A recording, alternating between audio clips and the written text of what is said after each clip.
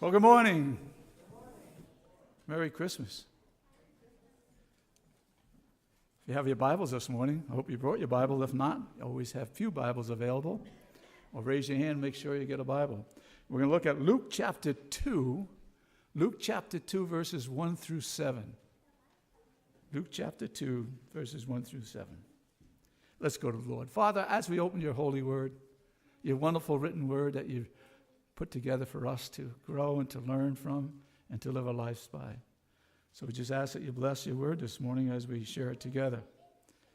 And I pray in your precious name, amen. Luke chapter 2, starting verse 1 through verse 7. This is God's word. In those days of Caesar Augustus issued a decree that a census should be taken of the entire Roman world. This was the first census that took place while Quirinius was governor of Syria. And everyone went to their own town to register. So Joseph also went up from the town of Nazareth in Galilee to Judah, to Bethlehem, the town of David, because he belonged to the house and the line of David. He went there to register with Mary, who was pledged to be married to him and was expecting a child. While they were there, the time came for the baby to be born, and she gave birth to her firstborn, a son. She wrapped him in clothes and placed him in a manger because he was there and there was no guest room available for them. May God add his blessing and reading of his word this morning. It is that time of year again, isn't it? And all around us are the sights and sounds of Christmas. The Christmas parades you've probably seen, the holiday decorations, the crowded stores, all the shopping centers, and even the traffic, bumper to bumper. They all remind us, don't they, that Christmas is here. Bells are ringing, choirs are singing, Christmas music filling the air. In fact, if you listen carefully, you might even hear some Christmas classics like, I Saw Mommy Kissing Santa Claus, or All I Want for Christmas is My Two Front Teeth. Those were the great ones, weren't they? I know when I was growing up. Of course, it's not just music that we hear. Our airways are filled with the clamor of commercials for products we simply must buy for Christmas. Got to have this product, have this gift. In fact, we hear so many of these sounds that soon they just become noise to us during Christmas time. See, that's really my concern I want to share with you this morning, that we may become so overwhelmed with the noises of Christmas that we'll never hear the sounds of that first Christmas night we really ought to hear. And these are the two sounds I want to share with you this morning. It's the sound of a noisy inn and of a mother's lullaby. I would like you to think about these two sounds this morning and what they remind us. First of all, those two sounds remind us that God does love us, even though many people have turned their backs upon him. You know, there wasn't much love, I suppose, in the inn. It was filled with people who had traveled long distance to get there because Rome had decreed that all the people in the empire were to be taxed. And to make sure that no one was missed, the head of every family, they had to go back, all the way back to their hometown to be enrolled in a census and then to pay the taxes that were against them. You can hear the hostility, though. There is drinking and loud talk. Sometimes angry and bitter talk. The very fact that they were there in Bethlehem emphasized that they were a conquered people, not free to go where they wanted to go or do what they wanted to do. So their anger is part of the noise of the inn. Drinking and anger. In the midst of all this, a door opens their door opens. And just for a moment, all the noise stops as the people turn and look. And there in the doorway stands a man and a woman. They obviously have traveled a long ways, and the woman is in great with child. But there was no room for them there. No room in the inn. I wonder what people thought. I wonder how many of them had ever found themselves in difficulty, needing help, but with no place to go. When you think of that story I read, yet nobody there was sensitive enough or caring enough to step forward and say, well, I have a room, but you obviously need it more than I do. So take my room. Make yourself comfortable, and may God bless you. No, nobody stepped forward to do that.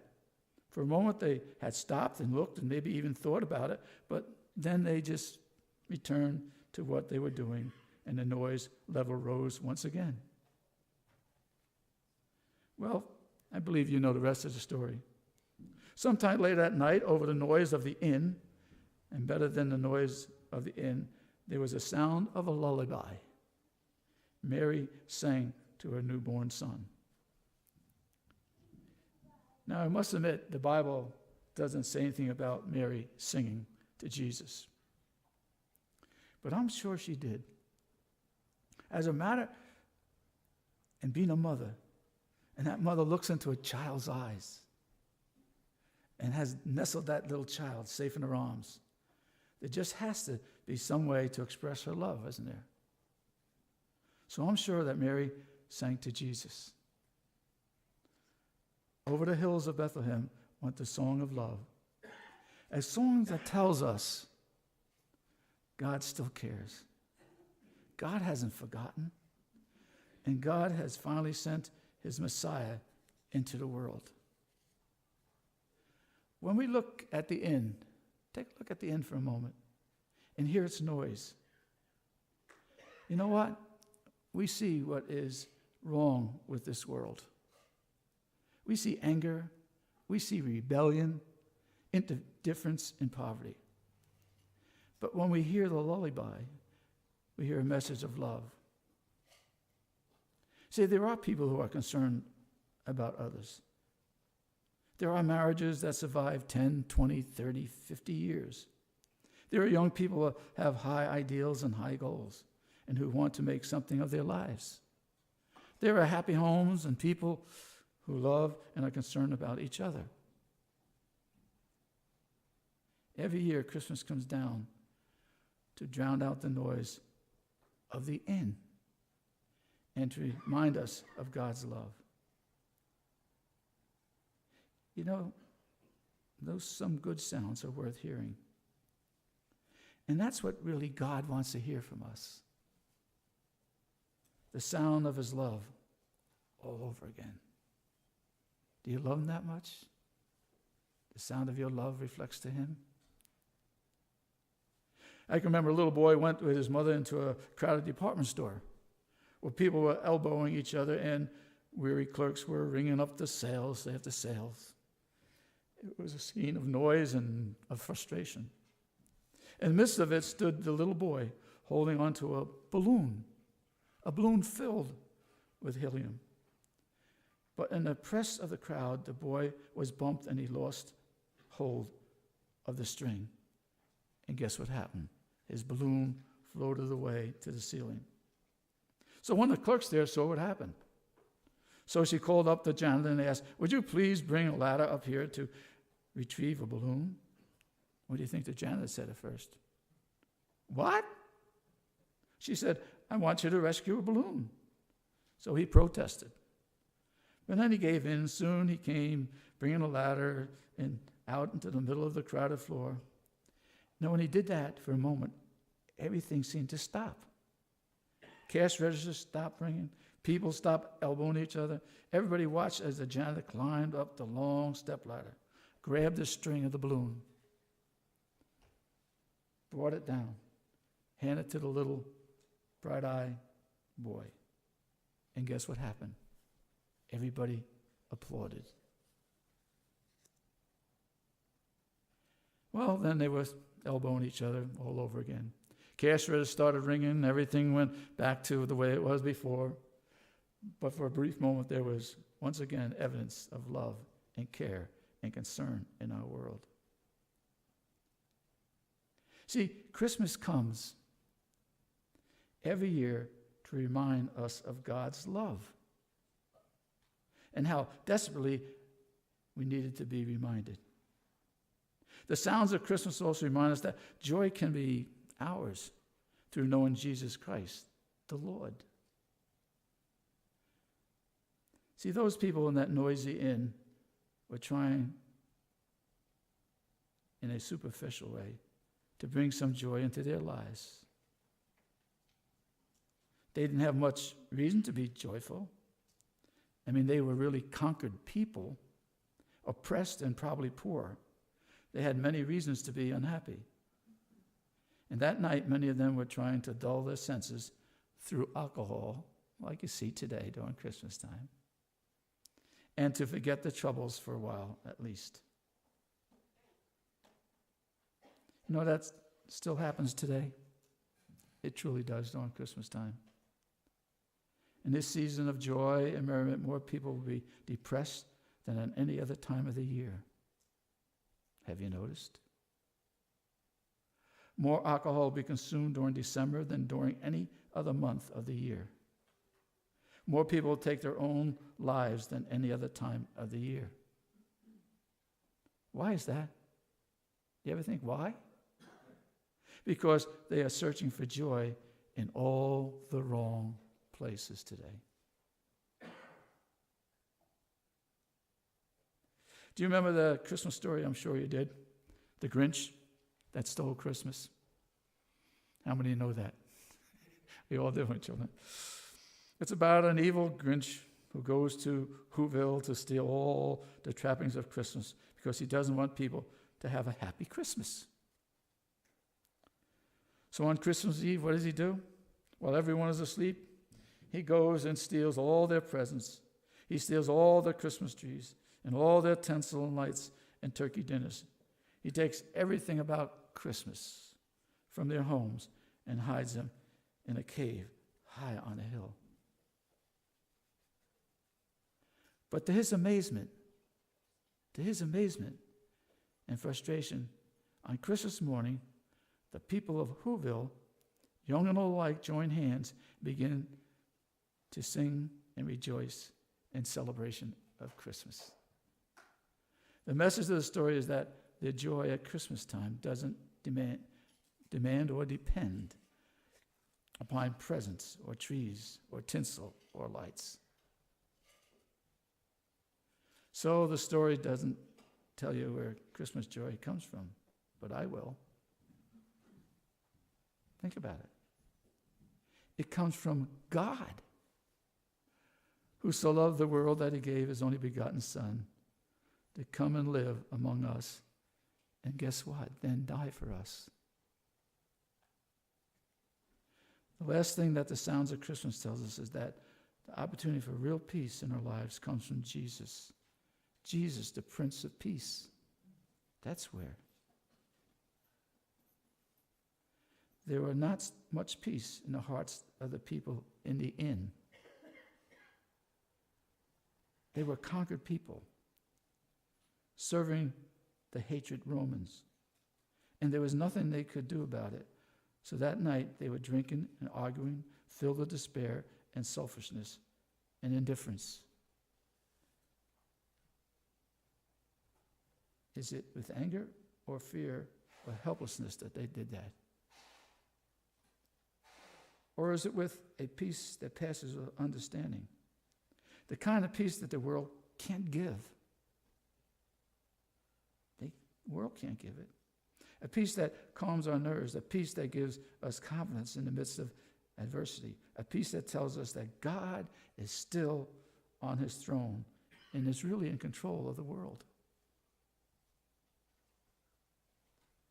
There's a story told about a man who lost his wife, leaving him to be both mother and father to a 6-year-old boy, 6 years old. After her funeral, father and son came home. But feeling so alone and grieved by their loss, then that night, as they prepared for bed, the little boy asked, Daddy, may I sleep in your room tonight with you? And he answers, yes, son. But neither one could seem to go to sleep at all. They both tossed and turned until late in the night. Finally, that little boy asked, Daddy, are you looking at me? Daddy, are you looking at me? Because if you are, I think I can go to sleep. And the father answered, yes, son, I'm looking at you. The little boy started at last to rest and finally fell asleep. After he was asleep, the father got out of bed, walked over to the window and pulled back the curtain. He looked up into the starry sky and said, Father, are you looking at me? Father, are you looking at me? Because if you are, I think I can rest and be at peace. So, oh friends, this morning, Christmas comes to remind us that God loves us. God truly loves us. And that joy and that peace that passes all understanding can be ours. Is it yours? Truly, is it yours? If you have a decision to make for Jesus, we pray that you'll make it. If you have never experienced his love and his joy and his peace, we pray, and I pray, today might be the day for you to turn your life over to Jesus. That's the greatest gift you'll ever have and ever want. Have you done that? Will you do that? So if you have a decision on your heart that needs to be made, I say make it now. What a wonderful time during Christmas is know what the real meaning of Christmas is. And ask Jesus into your life. Ask forgiveness of your sins and say, Jesus, I want your gift. I want you into my life from this day forward. And he'll come into your life and change your life completely. And then, wow, what Christmas will be to you. Exciting, wonderful time of Christmas. That's my prayer. So, Father, if there's someone here this morning who's never accepted Christ into their life, got the greatest Christmas gift or gift they can ever get in their life, their sins forgiven by just confessing them to him. Invite Jesus into their life. And from that day forward, say you'll live for Jesus. And give the opportunity to read his word. And to share from that day forward the love you have for Jesus. Tell someone. Give them that greatest gift also is my prayer. And I pray in your name, Jesus. Amen.